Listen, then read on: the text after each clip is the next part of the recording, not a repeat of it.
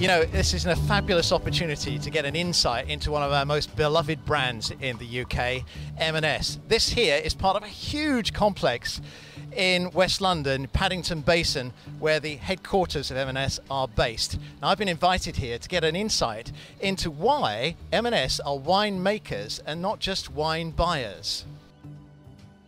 Chris Murphy is the wine expert here, and he's really surprised me by telling me that M&S are wine makers, not just wine buyers. He's invited me up to the main wine tasting room. So, come on. Chris, I was really genuinely surprised to find out that M&S are winemakers, and we're here. It looks fantastic, this. Where's the grape treading going on in this building then? There isn't that much grape treading that goes on anymore anyway, Nigel, to be perfectly honest. Machines have taken over, perhaps in port. But it is true that we are the only retailer that employs its own winemakers as our wine technologists, if you like. So why do you bother to get involved? Surely a buyer could just arrive at a chateau and say, yes, we like that, we'll have it all for M&S, please. Why do you get involved in making? Well, it's all about quality. We're passionate about quality, and we are passionate about improving quality, and the way that we work with our producer partners enables us to learn from each other and to carry on that improvement, if you like. It's not as though we were saying to a chateau owner who's been making that wine for 30 years, you've done it all wrong. There are instances where we simply buy what the producer has made, and if it's good enough. However, on the majority of our range, we will get involved in the winemaking, and that's really a part of that partnership, if you like. It's part of it always trying to improve the quality. And how it works is that wine's an agricultural product, so you have a harvest once a year. With the Southern Hemisphere and New World wines, obviously we've now got 2 harvests a year, but they're in different hemispheres. Our winemakers will go and visit the producer, and the way that we work with them, they are likely to open up their cellars and show us all the different tanks, all the different choices of wine that are available. And what we'll simply do is put a blend together with the producer, taking different aspects.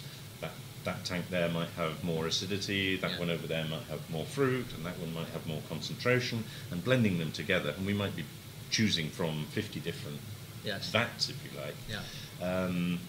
We can create a harmonious Marks and Spencer blend, which is unique and exclusive to M&S. So that means, say I bought a Marks and Spencer Claret, for instance, is that why it pretty much tastes the same year in, year out? I mean, there are vintage variations. As I say, we're dealing with a farming product, if you like. Grapes are grown, and it depends on the weather. But to minimise any inconsistency, that's why we work with producers. Okay, so your guys are going out there with our taste buds in mind. Exactly. Okay, that sounds good. Okay, so do you really know these people? I mean, you say that you work with these people. Do you actually know them personally? We all know them personally, and many of them, because I've been in the wine department so long, I have a very good relationship. I mean, I saw a couple of guys last week, even at a tasting, with whom we started 40 years ago. But a great number of them we've worked with for 30 years, 20 years, 10 years, and of course we work with new people as well. Oh, well, look, can you give me an example of a person, a taster? Well, I think the one that springs to mind, because it's in that case, is Beaujolais. Okay. I love Beaujolais, and it's actually having a bit of a renaissance now as well. Okay. This is made for us by a chap called Thierry Coulon at the winery Paul Sapin. And I've known Thierry for well over 25 years, and he makes fantastic Beaujolais. This is Gamay? This is 100% Gamay grape. And I saw an article recently that said that Gamay just represents, in terms of sheer gluggability, if you like, the best value for money on the high street today. Do you know, actually, I had no idea that there was that much of a relationship going on. It's amazing, isn't it? And knowing that there's a person behind the story of this wine, I don't know, does it make it taste better? In many ways, I think it does.